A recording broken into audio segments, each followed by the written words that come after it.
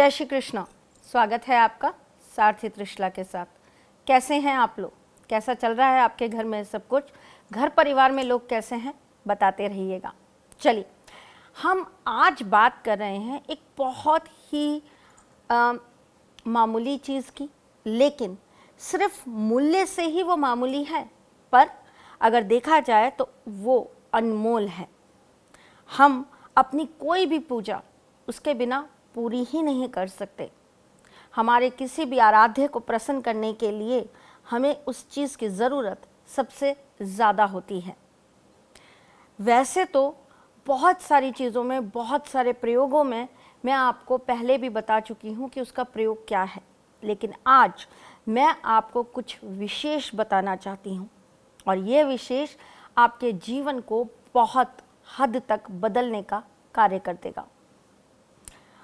हम बहुत बार बहुत सारे पंडितों के पास जाते हैं, मौलवियों के पास जाते हैं, बाबाओं के पास, तांत्रिकों, अघोरियों के पास जाते हैं। जीवन में समस्या है भाई, हर कोई जाएगा, भटकेगा, क्योंकि उसको समाधान चाहिए। जीवन में हमें जो चाहिए उसको पाने के लिए हम प्रयास तो करेंगे, और इंसान है, प्रयास करना भी चाहिए, क्योंकि जब तक हम कर्म नहीं करेंगे तब तक हमें उस चीज़ का फल कैसे मिलेगा। पर ये कैसे पता चलेगा कि हमारा कर्म सही हो रहा है या गलत?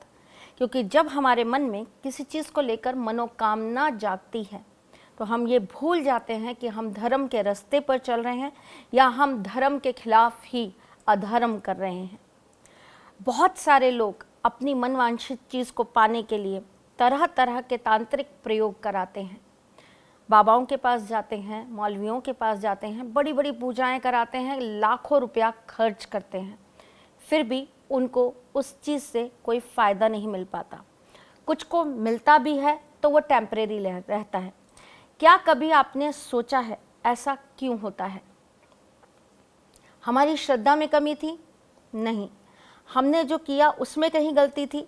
नहीं। तो फिर क्यों हुआ ऐसा? इसका एक बहुत बड़ा रीज़न है।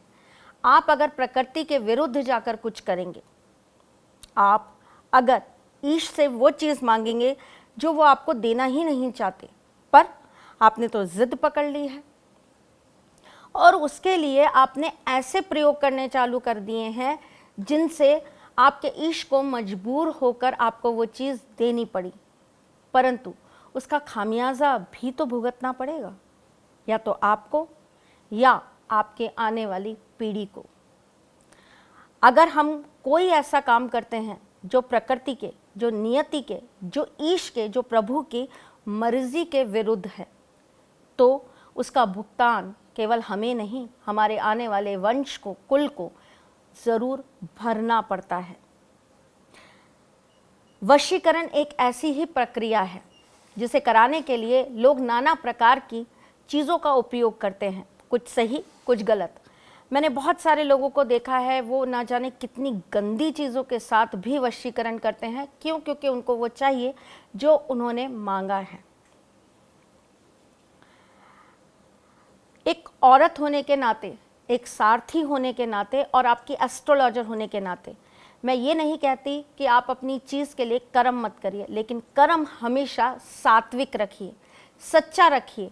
आपके कर्म के अंदर भाव सही होने चाहिए तो ईश्वर आपका साथ ज़रूर दे देंगे, और जो चीज़ आपको ईश्वर के आशीर्वाद से और प्रसन्नता से मिलेगी, यकीन मानिए उसका नेगेटिव इफ़ेक्ट ना आप पर आएगा, ना उस व्यक्ति पर आएगा, और ना ही आपके वंश, कुल या खानदान पर आएगा।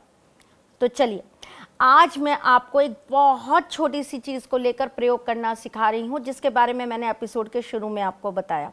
ये चीज़ है मोली। देख रहे हैं आप? कलावा, ये लाल धागा, लाल और पीला बहुत शगुन वाला धागा माना जाता है, बहुत पवित्र धागा माना जाता है। नाना प्रकार की पूजाएं इस धागे से हम पूरी करते हैं। मैं इसके ऊपर आपको कुछ विशेष प्रयोग बताने वाली हूँ जिससे आप किसी को भी अपना बना सकते हैं, किसी को भी अपने लिए आकर्षित कर सकते हैं। क्या करना है आपको? चलिए, उठा लीजिए कॉपी पेन और लिख लीजिए आपके सारथी की नई नई और उपयोगी बातें। साथ में जाते जाते आपको दे के जाऊंगी टिप ऑफ द डे और वास्तु ऑफ द डे। चलिए शुरू करते हैं हम हमारे प्रयोगों से। कोई व्यक्ति आपसे दूर चला गया है और आप चाहते हो कि वो आपके पास आ जाए, मानसिक रूप से नहीं, शारीरिक रूप से भी। अगर वो आपसे दूर हो गया है और आपको लगता है कि आपको उसको अपने पास बुलाना है, तो आपको क्या करना चाहिए? आपको कलावा लेना है। शनिवार की रात्रि होगी, अमावस की होगी या फिर पूर्णिमा की रात्रि होगी। याद रखिएगा, तिथि आपकी यही होनी चाहिए जो मैं बोल रही हूँ। अगर उस दिन स्वाति नक्षत्र हो जाता है तो ये मान लीजिए कि आपके लिए बहुत ही ज़्यादा लाभप्रद दिन साबित हो जाएगा वो। अगर स्वाति ना हो नक्षत्र उस दिन तो घबराइएगा नहीं। शनिवार, अमावस या फिर पूर्णिमा हो तो भी आपका ये कार्य सिद्ध ज़रूर हो जाएगा। रात्रि के समय, रात को 10 बजे से 12 बजे के बीच में आपको कलावे के अंदर 11 गांठ लगानी है। आपको एक सीरीज में मंत्र बोलने हैं, 11 मंत्र बोलने हैं और मैं बता देती हूँ कि आपको ये मंत्र किस तरह से बोलने हैं। आपको सर्वप्रथम गणेश जी का मंत्र बोलना है, तत्पश्चात आपको माँ दुर्गा का मंत्र बोलना है, तत्पश्चात आपको शिव जी का मंत्र बोलना है, उसके बाद आपको हनुमान बाबा जी का मंत्र बोलना है, तत्पश्चात आपको कृष्ण जी का मंत्र बोलना है, तत्पश्चात आपको भैरव बाबा का मंत्र बोलना है, तत्पश्चात आपको शनिदेव का मंत्र बोलना है, तत्पश्चात आपको माँ काली का मंत्र बोलना है, तत्पश्चात आपको कामदेव का मंत्र बोलना है और सबसे लास्ट में आपको ओम बोलना है और उसके बाद आपको श्रीम बोलना है। इसी सीरीज में आपको ये सारे मंत्र बोलने हैं और उसके बाद आपको इस धागे को अगरबत्ती या धूप से पवित्र कर लेना है। उसके बाद आपको एक कपूर लेना है। कपूर ओरिजिनल लीजिएगा, गोल या चौकोर कोई भी टिक्की हो सकती है। आप उसको लेकर उसके ऊपर ये धागा कलावा बांध देंगे। बांधने के बाद जिस अमुक व्यक्ति को आप चाहते हैं कि वो आपकी ज़िंदगी में वापस आ जाए, उस व्यक्ति की तस्वीर के ऊपर आप एक कपूर रख देंगे और जो धागा आपने बांधा हुआ है वो उसके साथ ही तस्वीर के ऊपर होगा। उसके बाद एक लाल कपड़े में बांधकर आप इसे अपने पर्स में या अपनी अलमारी में रखेंगे। अगर ये कपूर आपका महीने भर के अंदर उड़ जाता है तो ये मान के चलिए कि कोई ना कोई संपर्क और कोई ना कोई उस व्यक्ति से आपका वापस से अटैचमेंट या उस व्यक्ति के आने का आपके पास रास्ता खुल जाता है। अगर थोड़ा वक्त ज़्यादा लगता है कपूर को उड़ने में, तभी मैं कह रही हूँ ओरिजिनल लीजिएगा। जितना जल्दी उड़ेगा उतना जल्दी आपका काम संभव हो जाएगा। जैसे ही ये कपूर अपना धीरे धीरे करके ख़त्म होना चालू होगा, उस व्यक्ति के अंदर आपको लेकर जितनी भी नेगेटिविटीज़ होंगी वो भी ख़त्म होंगी और उस व्यक्ति के वापस लौटने के रास्ते आपके लिए बनते चले जाएंगे। चलिए अब हम आज के दूसरे प्रयोग के बारे में बात करते हैं। तिथियों का विशेष ध्यान रखिएगा क्योंकि इसी से आपके कार्य सिद्ध होंगे। फिर शनिवार, अमावस या पूर्णिमा, ये तीनों तिथियां होनी चाहिए इस कार्य को करने के लिए।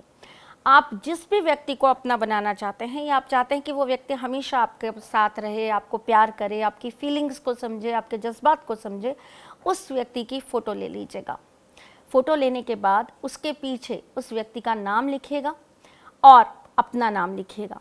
तत्पश्चात एक मंत्र मैं आपको बता रही हूँ, इस मंत्र का 155 बार आपको जाप करना है।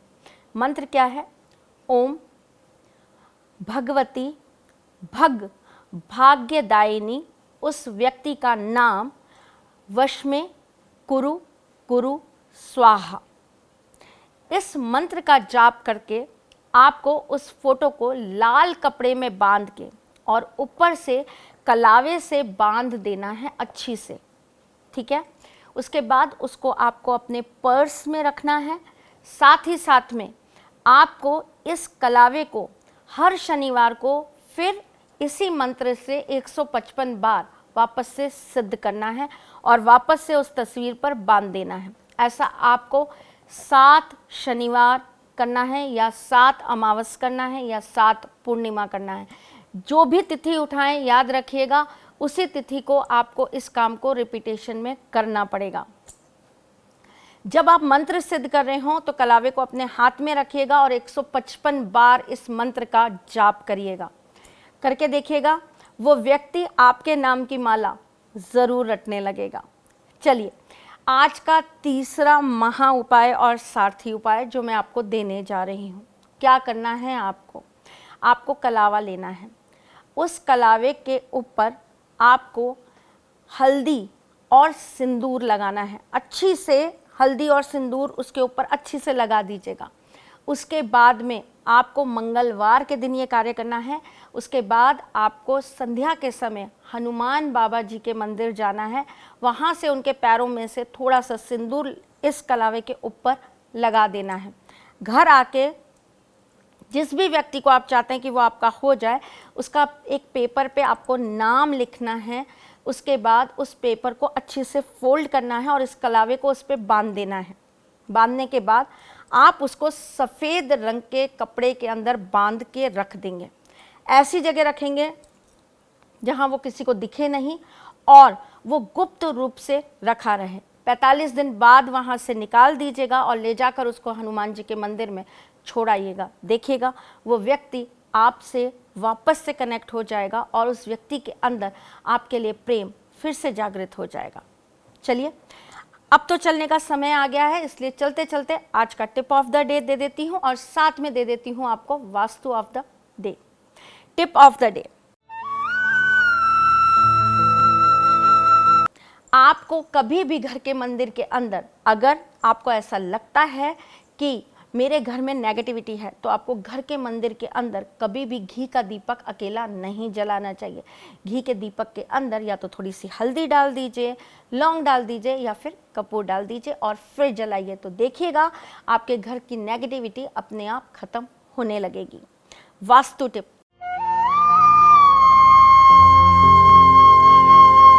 अगर आप किसी व्यक्ति को अपनी तरफ आकर्षित करके दोबारा बुलाना चाहते हैं, आप चाहते हैं कि वो व्यक्ति सिर्फ आपका हो जाए और आपके पास दौड़ा चला आए, तो आपको क्या करना है? बुधवार के दिन हरे कपड़े के अंदर आपको एक मुट्ठी साबुत धनिया बांधकर अपने घर के नॉर्थ वेस्ट में टांग देना है। वह व्यक्ति आपके नाम को रटता हुआ आपके पास ज़रूर खींचा चला आएगा। चलिए, आज के लिए बस इतना ही। फिर आऊँगी कुछ नया, कुछ अलग, कुछ अद्भुत लेकर। तब तक के लिए मुस्कुराते रहिएगा, रिश्तों में मजबूती बना के रखिएगा, अपने सारथी के साथ यूं ही जुड़े रहिएगा, प्यार देते रहिएगा, प्यार लेते रहिएगा। ख्याल रखिएगा अपना। मेरे चैनल को लाइक, कमेंट और शेयर करना बिल्कुल मत भूलिएगा। और मेरा चैनल कहाँ है? ये चैनल तो आप ही का है, आप ही चलाते हो, आप ही देखते हो और आप ही के मुताबिक यहाँ पर सब होता है। तो अपने चैनल को लाइक, कमेंट और शेयर करना बिल्कुल मत भूलिएगा। अच्छा लगे तो मुझे बताइएगा ज़रूर। साथ बने रहिएगा, नए नए टॉपिक्स देते रहिएगा। मैं फिर आऊँगी, तब तक के लिए अपना ख्याल ज़रूर रखना। जय श्री कृष्ण। सारथी मां त्रिशला ज्योतिष के क्षेत्र में विश्व विख्यात नाम है।